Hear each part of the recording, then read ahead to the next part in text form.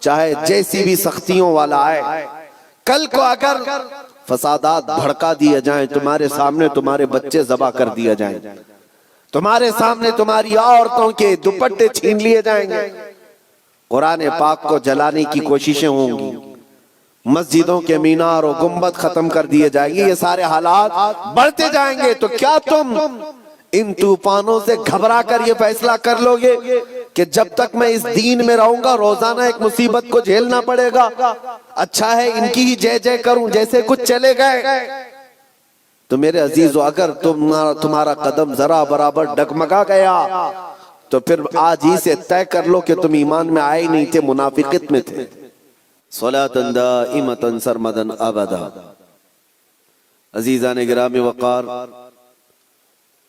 رات کافی گزر چکی اور آپ اتنی تاخیر سے یہاں پر بیٹھے ہیں، یقیناً آپ کا جوش و جذبہ اور ولولہ یہ بتا رہا ہے کہ آپ کسی دنیاوی نیتا کے لیے نہیں، تاجدار مدینہ کے لیے بیٹھے ہوئے ہیں۔ اور یہ امت ہمیشہ حضور پاک صلی اللہ تعالی علیہ وسلم کے نام پر جمع ہوتی رہی ہے، بس کچھ بڑے بننے والے لوگوں نے اس پوائنٹ کو نظر انداز کر دیا اور قوم کو دوسرے کاموں میں جمع کرنا شروع کیا۔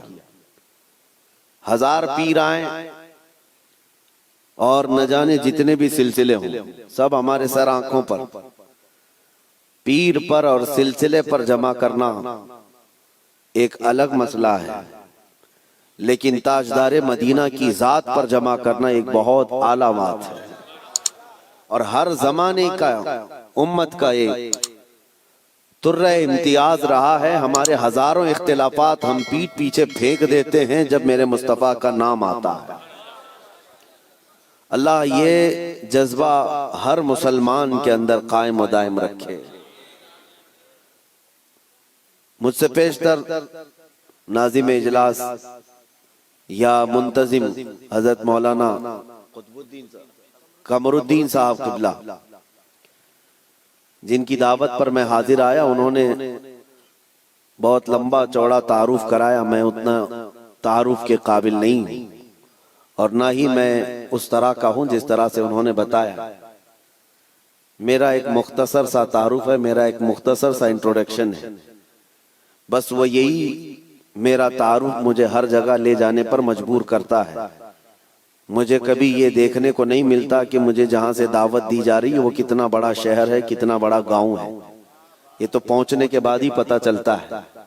اور وہ ہمارا تعارف صرف اتنا ہی ہے جس کو میں خود اپنے انداز میں عرض بھی کرتا ہوں، یا رسول اللہ تیرے عشق کی بدولت مجھے زندگی ملی ہے،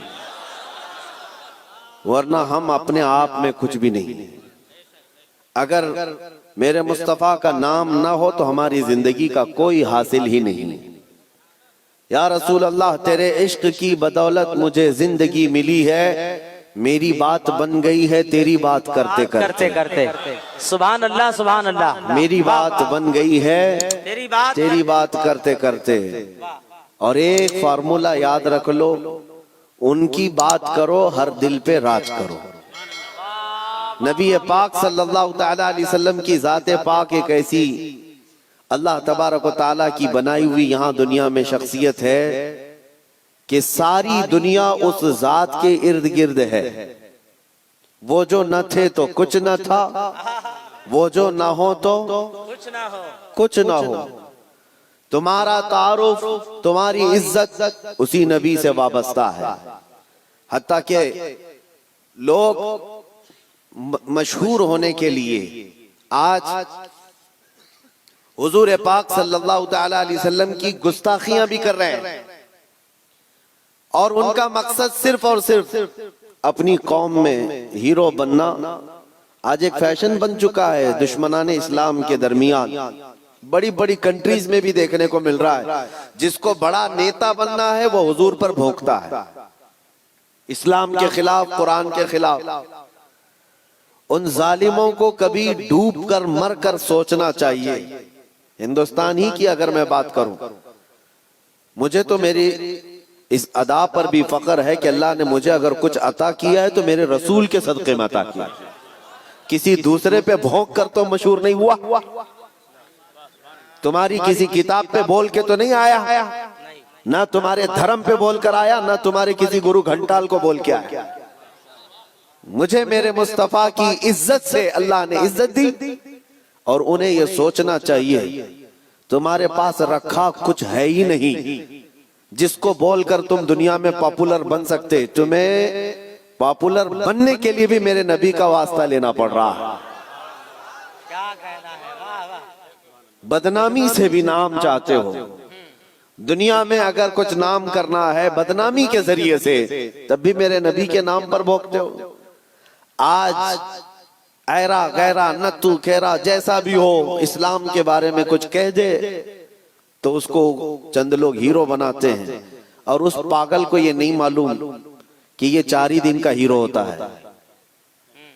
جو یہ خلاف بھوکتا ہے حضور کی شان میں یا اسلام کے خلاف، اسے یہ احساس نہیں ہوتا کہ وہ اس کی مثال ایسی ہے جیسے بیل گاڑی کے نیچے جو کتا چل رہا ہوتا ہے، اسے کتے کو ایسا لگتا ہے کہ پوری بیل گاڑی میں چلا رہا ہوں، تھوڑی دیر کے بعد بیل گاڑی نکل جاتی ہے، تب اسے پتا چلتا ہے کہ کوئی بیل چلا رہے تھے۔ تو یہ ان لوگوں کی مثال ایسی کہ انہیں ایسا لگتا ہے کہ اب ساری دنیا میری ہے۔ ہم نے اپنی آنکھوں سے دیکھا، اور آپ کو بھی میں بتاتا ہوں، ریسنٹلی ہمارے اسی دیش میں ان کتوں کا حشر ابھی کیا چل رہا ہے وہ بھی آپ کو پتا ہے، جنہوں نے اسلام، قرآن اور میرے آقا کی ذات کو نشانہ بنایا، خوب بھوکتے رہے، آج وہ کسی پیپر کے کونے میں بھی نظر نہیں آتے۔ دوسروں کی بات تو چھوڑو، دور دراز تو چھوڑو، اپنی قوم میں ہی نہیں پوچھے جاتے۔ وہ رافضی کتا جو اپنا دین بدل کر نکلا تھا، اسلام بھی بدل لیا، نام بھی بدل لیا، دھوتی پہن کر کے نکل کر چند مہینے ان کا فضلہ کھاتا رہا، اس کے بعد وہاں سے بھی کک مار کر کے نکال دیا گیا، اور اس کے بعد آج حالت کیا ہے۔ اسی لیے میرے عزیزو یاد رکھو، دنیا کی چند چکا چوند کو حاصل کرنے کے لیے انہوں نے میرے نبی کو نشانہ بنایا، لیکن ایک بات میں بتاؤں، آج سے 1400 سال پہلے نبی پاک صلی اللہ تعالی علیہ وسلم کی شان میں حسان بن ثابت نے کہا تھا، یا رسول اللہ آپ سے زیادہ حسین میری آنکھوں نے دیکھا، سبحان اللہ، سبحان اللہ، آپ سے زیادہ خوبصورت کسی ماں نے جنا نہیں۔ انہوں نے حضور کی تعریف کی تھی، اللہ تعالیٰ نے ان کا نام آج تک زندہ رکھا ہے۔ سبحان اللہ، حضور کی شان میں تعریف کرنے والے، باقی جو بھونکنے والے تھے ان کے تو نام بھی یاد نہیں لوگوں کو، جو اسلام کے خلاف دسیسہ کاریاں کرتے ہوئے اپنی زندگیاں تباہ کر گئے۔ میں آپ سے پوچھتا ہوں، جس نے بغداد میں مسلمانوں کی کھوپڑی سے مینار بنا دیا تھا، وہ چنگیز اور ہلاکو، ان کی قبریں کہاں ہیں؟ ذرا ڈھونڈ کے دکھاؤ، ان کے نشانات کہاں ہیں؟ ان کی اولادیں کہاں ہیں؟ ان کے تاریخ میں وہ مقامات کیوں نہیں آج؟ لیکن آج ہندوستان ہی نہیں، دنیا اسلام کے جس خطے میں بھی جاؤ، حضور پاک صلی اللہ تعالی علیہ وسلم کے عشق میں بولنے والا امام احمد رضا ہر جگہ بولا جاتا ہے۔ واہ واہ واہ واہ واہ واہ واہ، امام احمد رضا کا چرچا ہر جگہ ہوتا ہے۔ کیوں ہوتا ہے؟ اس لیے کہ اس اعلیٰ حضرت نے اپنی زندگی حضور کے عشق میں فنا کر دیا تھا۔ اسی لیے انہوں نے کہا تھا، یا رسول اللہ کہ جان کی اکسیر ہے الفت رسول اللہ کی، خاک ہو کر عشق میں آرام سے سونا ملا، جان کی اکسیر ہے الفت رسول اللہ کی۔ ایک پوائنٹ سمجھ کر کے چلو میرے عزیزوں، میں آپ کو یہی دینا چاہتا ہوں، آج کے حالات گھبرانے کی ضرورت نہیں، بہت تیزی سے ابھی بدلیں گے، امتحانات آئیں گے ابھی تمہارے یہاں، بہت تیز آندھیاں آنے والی ہیں یہ اگلے چند سالوں میں۔ آندھیوں سے مراد صرف یہی ہواؤں کی آندھیاں مت سمجھو، کفر و شرک کی آندھیاں، ظلم و ستم کی آندھیاں، اور دن دہاڑے جو مسلمانوں کا قتل عام ہے یہ بڑھتا جائے گا۔ میں حدیث کی روشنی میں بتا رہا ہوں، حدیث کی روشنی میں بتا رہا ہوں، بڑھتا جائے گا۔ تمہارا امتحان ہے، ابھی تو خالی چٹی دکھا کر کے لوگوں کو لبھانے والے بابا آئے ہوئے، کہ تم نے کیا کھایا، تم گھر میں کیا کر کے آئے، چٹھی دکھا دیں گے۔ ابھی تو دجال کو آنا باقی ہے، دجال آئے گا، وہ تو تمہیں بارش برسا کر دکھائے گا، مرے ہوئے آدمی کو زندہ کر کے دکھائے گا۔ اتنے بڑے امتحانات ہونا باقی ہے۔ اس زمانے میں تمہارا کیا ہوگا، تم کس طرح سے زندگی گزارو گے؟ ایک علاج میں بتاؤں، ہر زمانہ چاہے جیسی بھی سختیوں والا آئے، کل کو اگر فسادات بھڑکا دیے جائیں، تمہارے سامنے تمہارے بچے ذبح کر دیے جائیں، تمہارے سامنے تمہاری عورتوں کے دوپٹے چھین لیے جائیں گے، قرآن پاک کو جلانے کی کوششیں ہوں گی، مسجدوں کے مینار و گنبد ختم کر دیے جائیں گے، یہ سارے حالات بڑھتے جائیں گے، تو کیا تم ان طوفانوں سے گھبرا کر یہ فیصلہ کر لو گے کہ جب تک میں اس دین میں رہوں گا روزانہ ایک مصیبت کو جھیلنا پڑے گا، اچھا ہے ان کی ہی جے جے کروں جیسے کچھ چلے گئے؟ تو میرے عزیزو، اگر تمہارا قدم ذرا برابر ڈگمگا گیا تو پھر آج ہی سے طے کر لو کہ تم ایمان میں آئے نہیں تھے، منافقت میں تھے، نفاق تھا۔ جس کا ایمان ہے وہ ان آندھیوں میں ایک ہی سہارے کے ساتھ زندہ رہے گا، ایک ہی سہارا، چھوڑو کوئی قائد نہیں ملنے والا ہے، مشکل ہے، رہنما، قائد، جماعت، پارٹی، نگراں، سپہ سالار، یہ سب ایک طرف رکھو، ان حالات میں تم ہر طرف دیکھتے رہو گے جس کو اعلیٰ حضرت نے فرمایا ہے، ساتھی ساتھی کہہ کے پکارو، ساتھی ہو تو جواب آئے، پھر جھنجلا کر سر دے پٹخو، چل رہے مولا والی ہے۔ حالات ایسے آئیں گے کہ تم ساتھی ساتھی کہہ کر پکارتے رہو، مدد کے لیے کوئی نہیں آنے والا ہے۔ اس زمانے میں ایک ہی سہارا ہوگا۔ فرمایا بزرگوں نے کہ جس کے سینے میں میرے مصطفیٰ کی محبت ہوگی، ان آندھیوں سے وہ ٹکرا کر کے بھی ثابت قدم رہے گا، وہ ثابت قدم رہے گا، ہر آنے والی آندھی کا رخ موڑ دے گا۔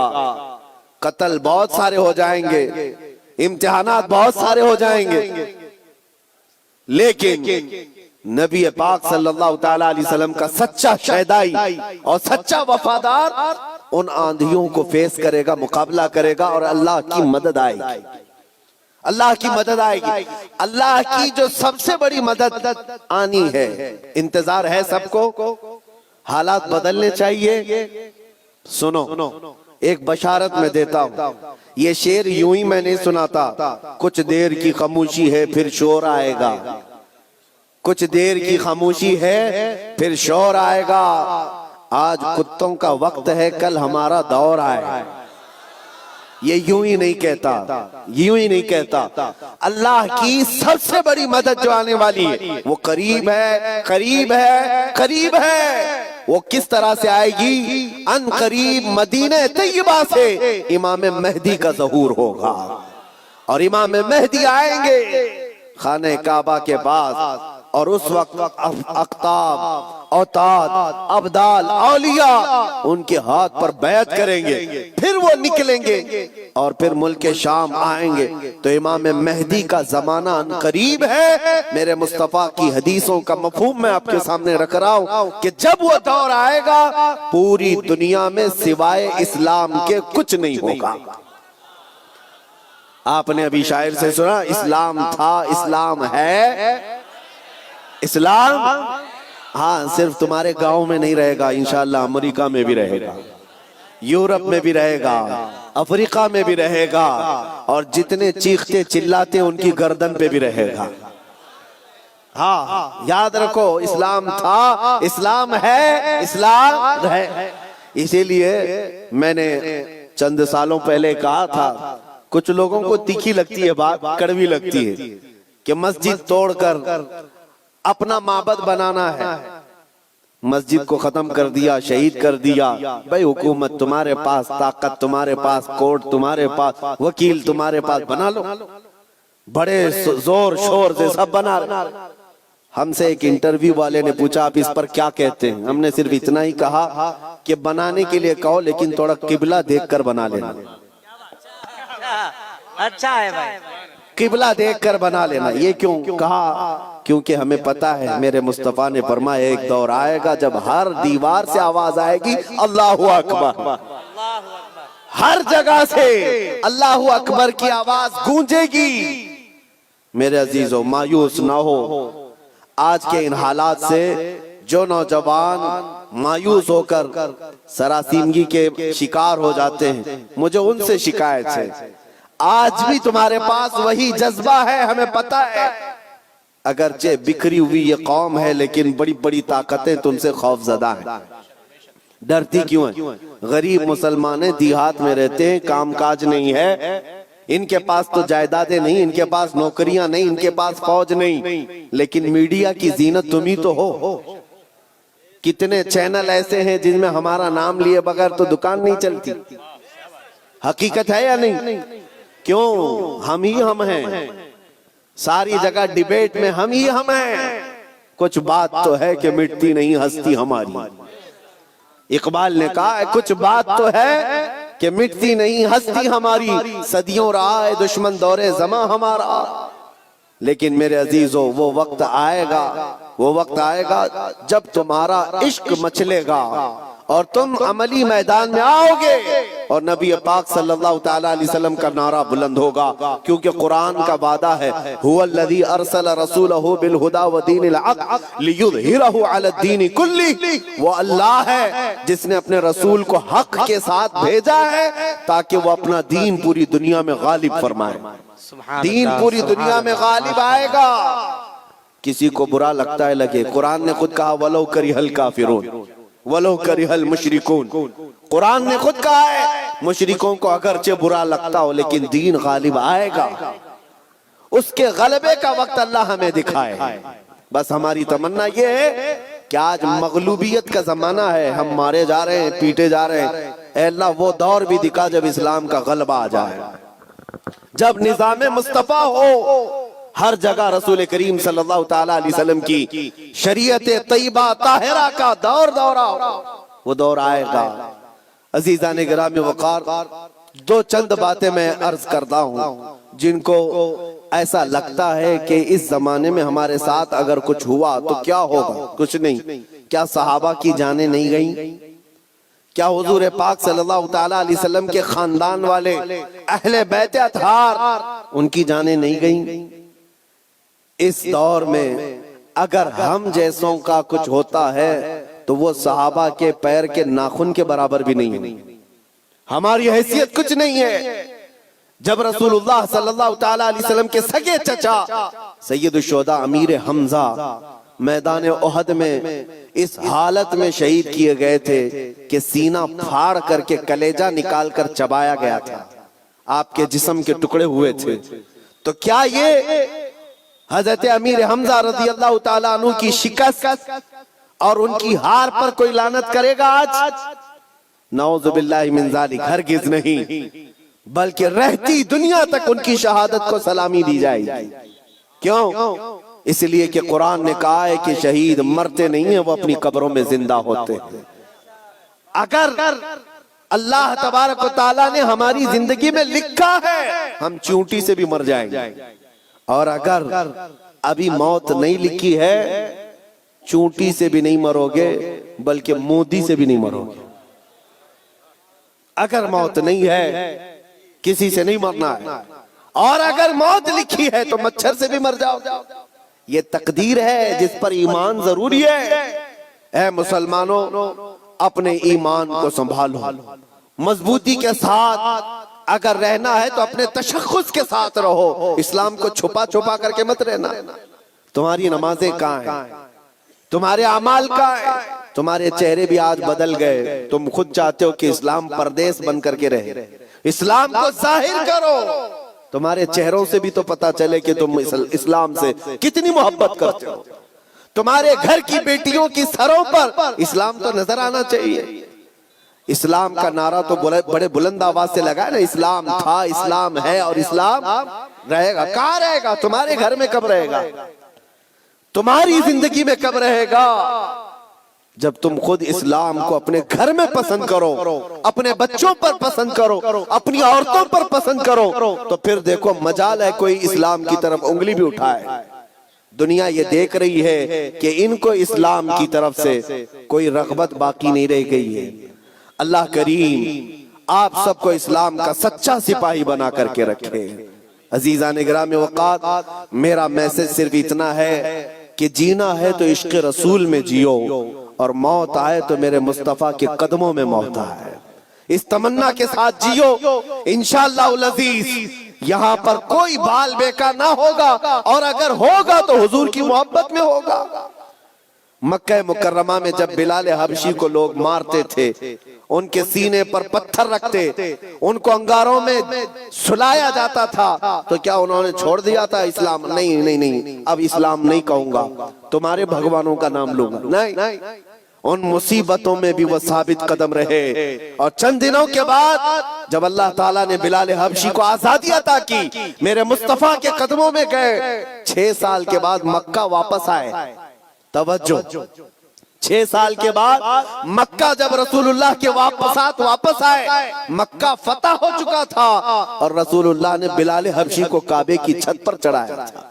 دنیا دیکھ رہی تھی چند سالوں پہلے، یہی وہ بلال ہے جن کو مکہ کی گلیوں میں رسی ڈال کر کے کھینچا جاتا تھا پیروں میں، اور آج یہی بلال خانہ کعبہ کی چھت پر ہے اذان دینے کے لیے۔ کتنی تبدیلی ہے یہ دنیا کو پتہ ہونا چاہیے۔ جو نبی کی محبت میں زخم کھاتا ہے، اللہ اس کی عزت کو خانہ کعبہ سے بھی بلند کر دیتا ہے۔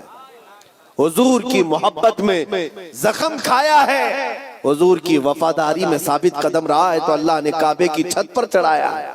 عزیزان گرامی وقار، آج اگر مصیبتیں آتی ہیں تو اعلیٰ حضرت کا یہ شعر یاد رکھ لینا۔ اعلیٰ حضرت نے بہت پیارے انداز میں ہمیں سمجھایا ہے، خوف نہ رکھ رضا ذرا، تو ہے عبد مصطفیٰ۔ خوف نہ رکھ رضا ذرا، تو ہے عبد مصطفیٰ، تیرے لیے امان ہے، تیرے لیے امان ہے۔ ہمارے لیے مقصد آج کی میری تقریر کا خلاصہ یہی ہے کہ انہیں جانا، انہیں مانا، نہ رکھا غیر سے کام، للہ الحمد میں دنیا سے مسلمان گیا۔ اے مسلمانوں، آج لے ان کی پناہ، آج مدد مانگ ان سے، کل نہ مانیں گے قیامت میں اگر مان گیا۔ نبی پاک صلی اللہ تعالیٰ علیہ وسلم کی وفاداری کا حق ادا کرو۔ میرا کہنا صرف یہی ہے کہ جلسے بہت ہو چکے، رات بہت جاگتے ہو، اور لوگوں کے سامنے تمہارے نعرے، تمہارے جلوس سب بہت ہو گیا۔ عشق رسول کا مظہر بن کر کے کسی دن اگر تم کسی گلی سے بھی گزر جاؤ، مولا تمہاری خوشبو سے لوگوں کو اسلام کی طرف پھیر دے گا۔ اسلام کی طرف لوگ صرف تمہاری خوشبو سے آ جائیں گے، تمہاری تبلیغ کی بھی ضرورت نہیں ہوگی۔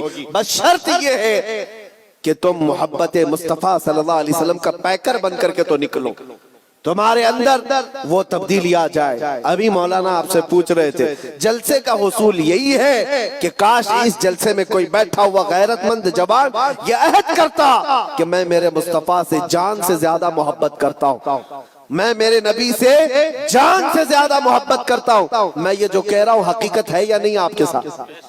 آپ جان سے زیادہ محبت کرتے اپنے نبی سے؟ سب نہیں کرتے، یا پھر سو رہے۔ نبی پاک صلی اللہ تعالیٰ میں ہاتھ اٹھانے کے لیے نہیں کہہ رہا، ارے میرے عزیزوں میں تو گردن کٹانے کی بات کر رہا ہوں، ہاتھ تو بہت چھوٹی چیز۔ کیا آپ نبی پاک صلی اللہ تعالیٰ علیہ وسلم سے اپنی جان سے زیادہ محبت کرتے ہیں؟ اگر حضور سے جان سے زیادہ محبت ہے تو کوئی جوان یہ عہد کرتا، میرے نبی کو نشہ پسند نہیں تھا، میں کبھی نشے کے قریب نہیں جاؤں گا، میرے رسول کو کبھی گانے پسند نہیں تھے، میں گانے کبھی نہیں سنوں گا، ترک کر دوں گا۔ نبی پاک صلی اللہ تعالیٰ علیہ وسلم نے شراب کے لیے حرام فرمایا ہے، شراب تو دور کی بات ہے، کوئی چھوٹے سے ہلکے قطرے کو بھی میں ہاتھ نہیں لگاؤں گا، اس لیے کہ میرے آقا نے فرمایا شراب پینے والوں کو کل قیامت کے دن جہنمیوں کا خون اور پیپ کھولا کر کے پلایا جائے، ہم میں سے کوئی وہ عذاب سہنے کے قابل نہیں۔ یہ عہد کر کے اٹھتا تو یہ حقیقت میں عشق رسول کا مظاہرہ ہوتا، یہ حضور سے محبت کا ہدیہ ہوتا۔ لیکن ہوتا یہی ہے کہ تمہارے اندر نعرے لگانے کی طاقت بہت زیادہ ہے، اور حضور پاک صلی اللہ تعالیٰ علیہ وسلم کے لیے مر مٹنے کی بات کرنے کا جذبہ بھی ہے، لیکن اپنی زندگی میں بدلاؤ لانے کا جذبہ کیوں نہیں؟ حضور پاک کا واسطہ دیتا ہوں، زندگیاں بدل ڈالو، زندگیاں بدل ڈالو۔ اور اگر تم نے اپنے محلے سے شروعات کی، دیکھتے ہی دیکھتے یہ فضا پورے ملک میں قائم ہو جائے گی، پورے ملک میں قائم ہو جائے گی۔ تم اپنی مسجدوں کی پابندیاں شروع کر دو، تمہاری مسجدیں بھری ہو تمہارے نمازوں سے، تمہارے سجدوں سے۔ ایک بات میں آپ کو بتاؤں، ہمارے علاقے میں ایک محاورہ کہا جاتا ہے، ایک محاورہ ہے، کھلا میدان ہوتا ہے تو کتوں کا راج ہوتا ہے۔ اگر میدان میں کوئی آتا جاتا نہیں ہے تو کتے راج کرنے لگ جاتے ہیں، صاحب کچرا بھی وہیں پر، کتے بھی وہیں، ایک دوسرے کو بھونک رہے ہیں، چڑھ رہے ہیں، کود رہے ہیں، یہی ہے۔ یہ محاورہ ہی نہیں، حقیقت بھی ہے۔ جب تمہاری مسجدیں آباد ہوں گی، کسی کتے کی مجال نہیں ہوگی کہ مسجد کی طرف آنکھ اٹھا کر دیکھے۔ تمہاری مسجدیں ویران ہو گئیں، مسجدیں خالی ہونے لگی، جس کی وجہ سے ایرا غیرہ نتھو کھیرا مسجدوں کی طرف آنے لگ گیا۔ مینار پر کبھی حملے، گنبدوں پر کبھی حملے۔ اے نوجوانوں، یہ مسجدیں آج تمہیں پکار رہی ہیں، آ جاؤ مجھے آباد کرو، آ جاؤ مجھے آباد کرو۔ ایک نہیں، کئی مسجدیں شہید ہونے کی کگار پر ہیں۔ اسی لیے آج بدلو، آج لے ان کی پناہ، آج مدد مانگ ان سے، کل نہ مانیں گے قیامت میں اگر مان گیا۔ میری تقریر کا خلاصہ میں لب لباب آخر ختم اس بات پہ کرتا ہوں، نبی پاک صلی اللہ تعالیٰ علیہ وسلم کے اس نقطے پر جمع ہو جاؤ، اللہ کریم تمہیں کیا نہیں دے گا۔ تم آج یہ سوچتے ہو ہماری سیاست کیسے، ہماری حکومت کیسے ملے گی، ہماری قیادت کیسے ملے گی، ہماری کوئی بھی دولت کیسے آئے گی، سب آئے گا۔ ارے یہ کوئی چیز ہی نہیں ہے، بلکہ اللہ رب العزت کے قرآن پاک کی آیت کی ترجمانی کرتے ہوئے عاشق رسول کہتا ہے کہ محمد سے وفاتوں نے، کی محمد سے وفاتوں نے تو ہم تیرے ہیں۔ یہ جہاں چیز ہے کیا، لوح و قلم تیرے ہیں۔ یہ سیاست چیز ہے کیا، لوح و قلم تیرے ہے۔ حکومت چیز ہے کیا، لوح و قلم تیرے ہے۔ اللہ کریم تجھے لوح و قلم عطا کر دے، بس شرط یہ ہے کہ میرے مصطفیٰ سے محبت کرو۔ ہمیں کرنی ہے شہنشاہ بطحا کی رضا جوئی، وہ اپنے ہو گئے تو رحمت پروردگار اپنی۔ مولا کریم کہنے سننے سے زیادہ عمل کی توفیق عطا فرمائے۔ اے رب کریم ہمیں اس وقت تک موت نہ دے جب تک تو اور تیرا رسول ہم سے راضی نہ ہو جائے۔ وآخر دعوانا الحمدللہ رب العالمین۔ السلام علیکم۔